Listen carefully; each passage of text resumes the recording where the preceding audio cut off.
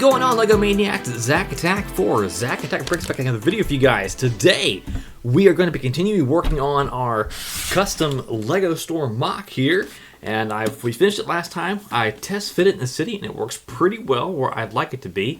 And I'm excited because I got it tiled off. I figured out the tile conundrum over here of trying to get this stacked on top of the door and all that, and it's pretty stable, I think. It's no longer resting. It's actually connected down to this Lego sign. So I wanted to add that in there as a little detail work, kind of break up the gray tile work, going in some red tile work and some yellow stuff. So I thought that would be a kind of neat little detail there. I also added on the other Lego logo right here. So now we have that. So this kind of sandwiches kind of right there.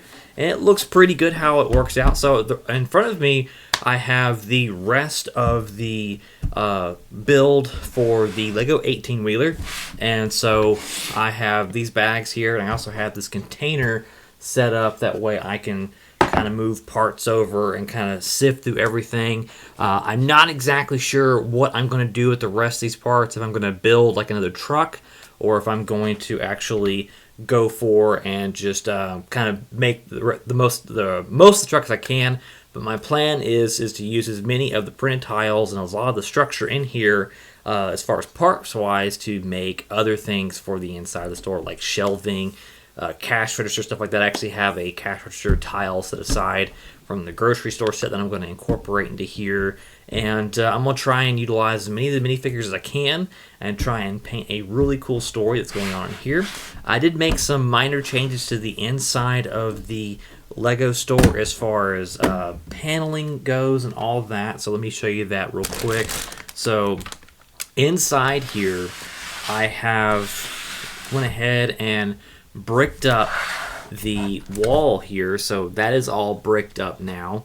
And on this side as well. And then I took that extra panel piece from the 18-wheeler and I stuck it right there just to kind of cover up the windows, as on the outside of the building the windows are covered up as well. So all that is very symmetrical. It's very how it's supposed to be as far as covered up and matching it and whatever. And it kind of reminds me of Toys R Us back in the day, where they'd have the paneling and whatnot covering up certain windows with like Pokemon or Lego or other events that were going on that they would just have covering up the windows, kind of like window vinyl clings and whatnot. So we're going to go ahead and get into the build here, and I'm going to start making some detail pieces and whatnot to see what we can't do to really shape up the LEGO store and to get it finished and ready to put inside the LEGO city. And I've also gotten some more base plates for the LEGO city, that way I can start finishing up the roads for this first main street. And I've gotten some ideas for the walls and whatnot to kind of blend the walls to where it looks like everything just kind of abruptly ends. So lots of ideas in here for future builds and whatnot. But for now, let's go ahead and focus on tackling the LEGO store and getting that ready for everything I want to do. And let's see what we can't do with the remainder of the pieces from the LEGO 18-wheeler set. And we'll go from there. So if you are ready to rock and roll for the LEGO store, be sure and smash that like button and subscribe for more videos. I post videos every Monday and live stream on Thursdays for Build and Chill. So without further ado, let's go ahead and get into the build. So as I was starting the inside of the build, I went ahead and dumped out all of the bags from the LEGO 18-wheeler set. I ended up having to grab some 1x2 bricks for the plates, and there were a lot of these printed tiles, rather for the sets that were going to be set up in the 18-wheeler, and I ended up using some snot bricks to position them on the shelf so they look like they were a full shelf, and that it was resting on the shelf itself instead of it being attached or sitting up in an odd direction. And I was playing with shelf height and all that, and I ended up using some 1x2 yellow bricks with a 1x2 plate as well to kind of give it that extra height to allow me to slide the sets in and out. And I really like the plates that were in here. I like how they included 4 different designs. I wish it would have been 6, as the designs were kind of the printed plates were kind of monotonous, so it kind of went from a you know, variety to, okay, I've already seen this, but I'm going to see it again, and something that I definitely want to go forward and address in the future, where if I can make some stickers, I would definitely make some different Lego sets in different colors. And I was actually looking at the different things I could do for the inside after all the building was over with, because I was incorporating some of these mini builds that came from polybags into the store. And now that I've seen them inside the store, which you're going to see them here at the end of the video, which they look great and all, but there's just a smidgen too big. So I definitely want to go back and change those builds. But I do like how they look. They definitely give the Lego store kind of a, wow, this is, you know, a Lego store, because some Lego stores do have, you know, large builds and cool display pieces that are, you know, eye-catching and advertising and all that. So it was kind of nice to be able to put those in there and kind of give that really fun, cool, childlike feel of wonder when you walk into a store like the Lego store. And personally, for me, I can recall this feeling the handful of times I've been inside Lego stores, and it's been great to kind of pour that image and emotion into this. So I was able to kind of recapture that and put this in my store. But you know, whenever I get all of this put together and laid out, I do see the need to change a few things in the store. And here I was kind of playing around with the shelf placement and whatnot, and I really wanted to make the store seem full with the different shelves that I made and the amount of product that was available. And I think that once I get more builds and whatnot established, I think I'll be able to really make the store, inside the store, pop. So here I'm working on the pick a brick wall, which I was playing with different designs, and I definitely wanted to tile off the edges and fill it up with as many colors of the 1x1 dots that I had. And I had quite a few of many different colors, quite a few in trans colors as well, so see-through colors, which was nice to be able to add that in there. And I was playing with color placement. I was really trying to stagger it to where it looked very colorful, very vibrant. It looked like there was a wide selection and availability of pieces there, because I definitely didn't want to be too monotonous with the same colors being repeated over and over again. And so here I'm working on the mini builds that I was going to do. I was going to include this X-Wing, but once I had it all built and put together, I realized it was way too big.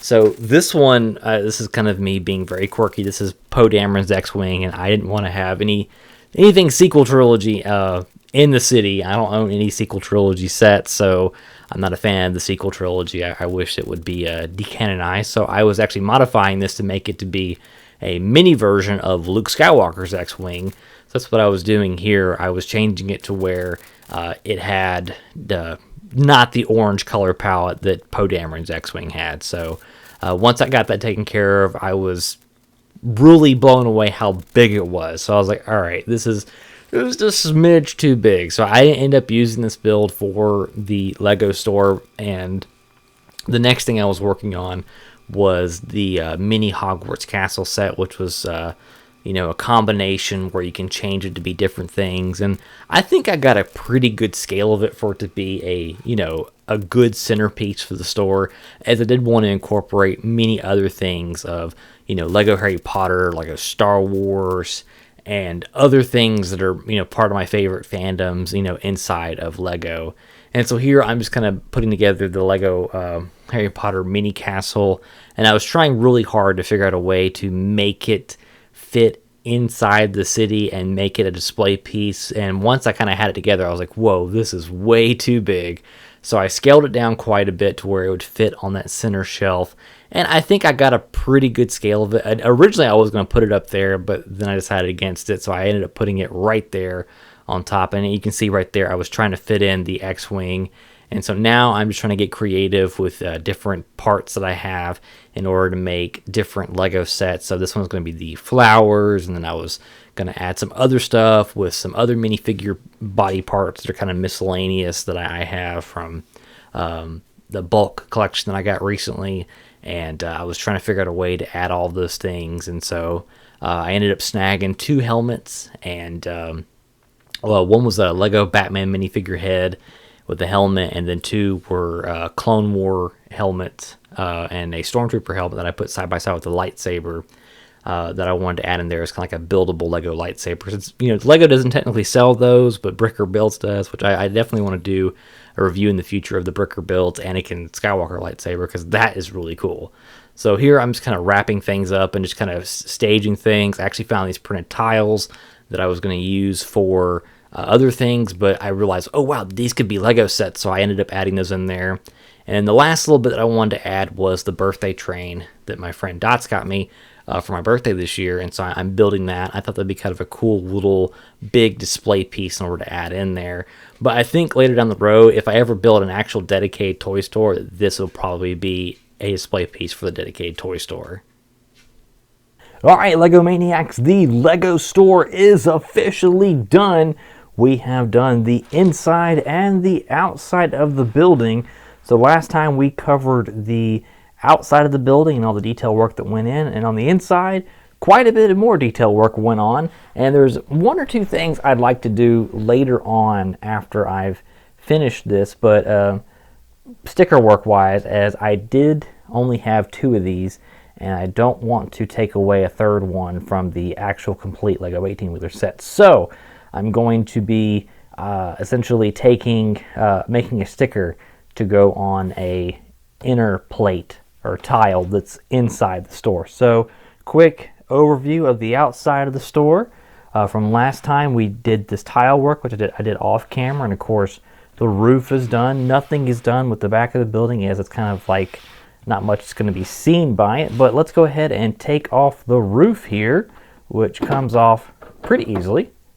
And let's take a look at the inside of the Lego store. So here's what I have going on the inside of the Lego store. I took all of the tiles that came with the 18-wheeler set and made them into boxes, and that was very fun and easy to do. I used some snot bricks in order to make them sit on the shelves, which was kind of challenging and kind of a pain, but I still did it. And I also found these printed tiles that I'm not using and were part of older sets, and so I decided to incorporate those into the build as representing a space shuttle set, a train set, and an old ancient Egyptian set. And then I incorporated some minifigure, like micro figures, like this parrot, which is supposed to represent the buildable parrot. And then the kind of big centerpiece in the store is this mini Hogwarts build that came with this little poly bag. So that's supposed to represent like the UCS Hogwarts. And then back there is the center point of the store, which is a pick-a-brick wall, which is pretty neat. I think that's probably the coolest thing, and the use of as many of the colored sets as I had. I ended up alternating rows in here, so I alternated rows where it would go solid, trans, and solid, and mix it up with some other more rare 1x1 dots that I had. And then, of course, you can see back here, I did incorporate using the birthday train as kind of like a huge centerpiece, talking point. I was going to try and incorporate other smaller builds, but the castle here and the train was kind of a pain as it is, because originally I was going to fly a smaller X-Wing right there. So until I can figure out a way to shrink down an X-Wing, I'm probably not going to put anything there. So this tile right here is the one I was talking about, where I wanted it to have the Lego logo. So I will make a sticker and slap that on that tile right there. That'll be the big Lego logo for the store. I noticed this wall was kind of bare, so I really wanted to kind of make it to where it wasn't as bare. So we did that. And then over here, down here at the bottom, we have this lady who is our cash register, cashier, and we have someone asking a question. I built this neat little checkout stand using a lot of the parts that came with it, and incorporated a cash register printed slope and this little 1x1 tile that's supposed to be a credit card reader. And she's in front of the pick-a-brick wall, which is very what you see in most Lego stores. I've only been in 3 different Lego stores in my entire life, and it has all this kind of similar theme going on. So that's exciting to kind of replicate that. I used the 4th panel, or the 3rd panel rather. I think there was 4. I feel like there was 4. Oh yeah, I used 1, 2, 3, 4. Yeah, the 4th panel right there to kind of add some more inner feng shui and design. aspect. And over here, I added some more of the shelves. These helmets supposed to represent a buildable helmet, and a lightsaber or a buildable lightsaber. And then let's rotate the front here. I made like a mock Disney castle with the manager there who is going to greet you as soon as you walk in the store. I've noticed this at the LEGO store in Nashville, where they would have people essentially ushering people in the inside based upon how many people are in the store. So I wanted to kind of replicate it there. And then next to her I have like Lego flowers, Lego Minecraft, a Batman helmet, and more Lego sets. And then this gentleman over here who is awestruck. That's pretty much me every time I walk into a Lego store, where I just see all the sets and stuff like that. So everything is pretty much how I want it. I do want to go back maybe later and maybe add some more printed tiles. If I can ever find some more printed tiles, which I'm going to be on the lookout for more printed tiles to possibly represent Lego sets and whatnot. I'm definitely going to do that. The blue, I want to break up the blue, which I know Lego's main box theme is blue, but they do have some black boxes for like the more adultier Lego sets. But this is just such a cool build inside and out of the building, and I really like how this is, turned out, and I think it's going to look really, really good inside the Lego city. So let's go ahead and put the roof back on real quick, and I'll give you one more kind of swing into the store, which I've always liked the idea of being able to look inside the store with the camera here to kind of give you guys a good view of what it looks like inside the store minifigure wise. See if I can't focus here. Doesn't really want to, but that's okay. But that's kind of the what it looks like to walk into the store on minifigure wise, which I think is pretty neat. That very well may be the thumbnail right there, if I can get a pretty good view of everything going on.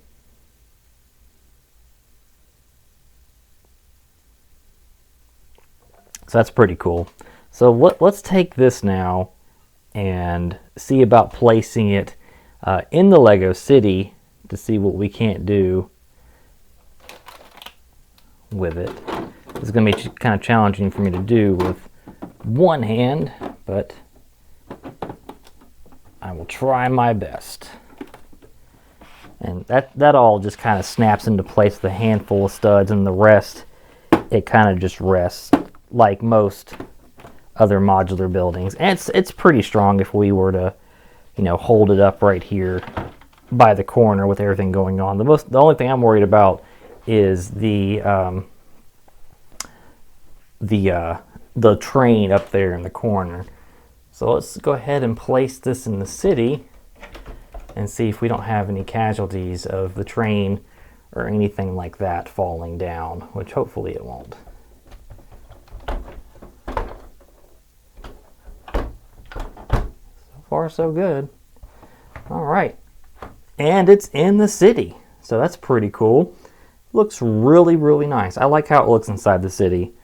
It's probably one of my favorite positions here in the city. And as you can see from the thumbnail from the last video, I started working on this road right here that's kind of going to go to the train track there and go to the road beyond, if you will. So that looks really cool, and I really like how that looks, and definitely a great part here in the city. Never mind the R2-D2 there laying in the middle of the road, but the city is starting to look really good, and I'm very happy with how everything is turning out, especially with that latest edition of another building, which isn't really a two-story building. It's more of a one-story, but a big giant warehouse building, which looks really, really cool.